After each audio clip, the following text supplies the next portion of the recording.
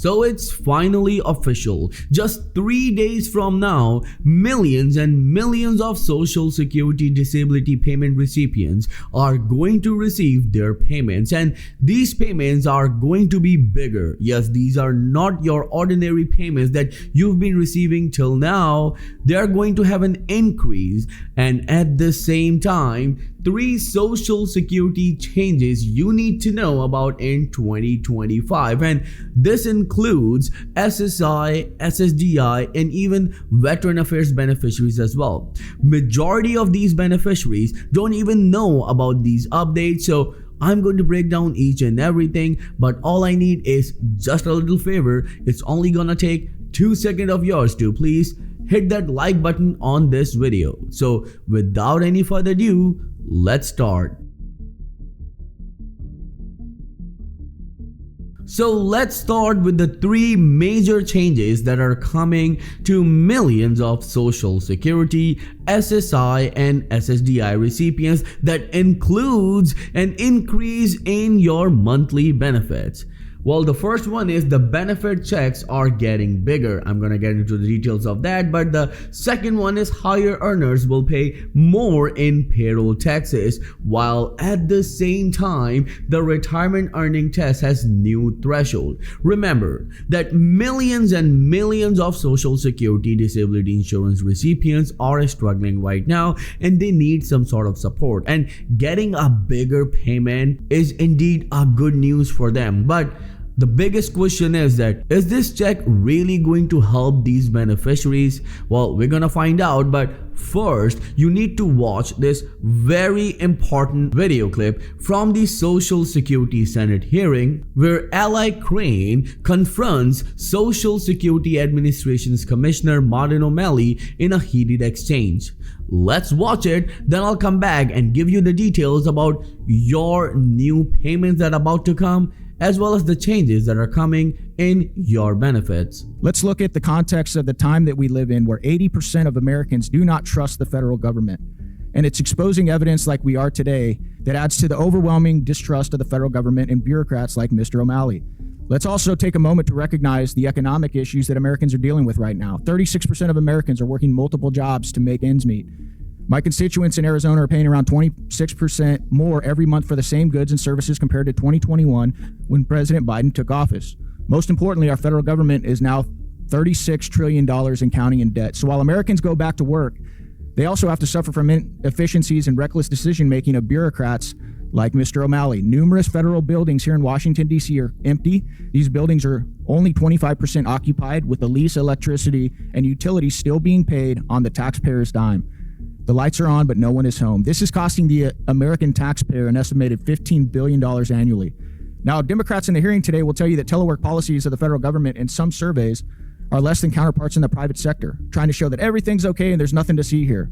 So let me know in the comments below, do you agree what Ally Crane had to say about Social Security Administration Commissioner Martin O'Malley and the inefficiency of current President Joe Biden about Social Security and the economy of United States? Well, at the same time, there are a couple of things that we need to understand. The first one is that in the last 10 days of President Biden, everything seems to be working. How? Well, he passed the Social Security Fairness Act that is giving boost on an average of $360 to 3 million Social Security recipients who work in the public sector, not for all 72 million Social Security recipients. Well, at the same time, he's giving $770 to the victims of wildfire in California, also known as stimulus payments.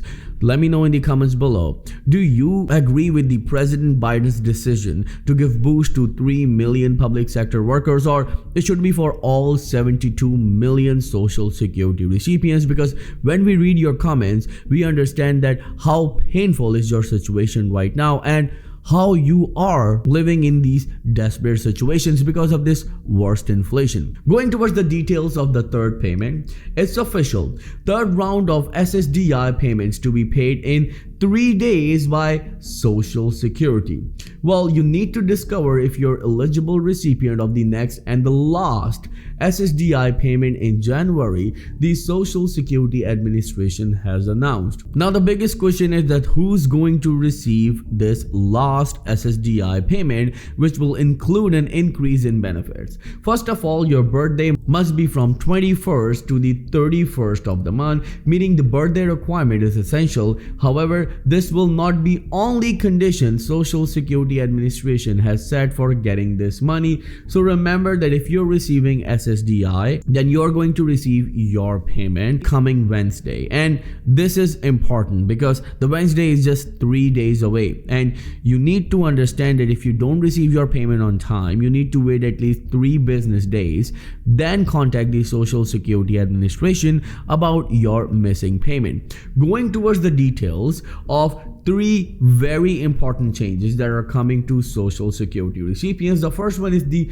bigger benefit checks thanks to the COLA. Well, millions of Social Security recipients are going to receive a COLA increase of 2.5%, which is increase the benefits on an average of $48 every month. While at the same time, when we go towards the second and a very important change, that is the higher earners will pay more now. Maximum taxable earnings also tend to rise each year, and in 2025 they're going up from $168,600 to $176,100. So moving on with the third and the last change, that there are new thresholds for retirement earning tests. You can claim your benefits as early as 62 or at your full retirement age 66 or 67. For most folks today, claiming early will result more but smaller checks. Alternatively, you can delay starting to collect your checks with each year beyond your full retirement age, adding about 8% until the age 70. For most people, waiting until age 70 will be the best move if you can manage to do so. And here are the new income limits. Well, the income limit in 2024, if you're below your FRA, then it was $22,320. Now it's $23,400. It means $1 for every $2 over the limit. Then if you reach your FRA this year, that income limit in 2024 was $59,520. Now it's $62,160. Means you will lose every dollar on $3 that you earn over this threshold. Well, if you have any questions at all, then let me know in the comments below and I'll be happy to answer each and every question of yours. We all know that you are right now living in desperate conditions. Around 5 million Social Security recipients are receiving below poverty level check, which is quite painful to see in a nation where we give billions of dollars to other countries while our own people are homeless and receiving below poverty level checks. I will see you in the next video very soon. Till then, please take care and have a nice day.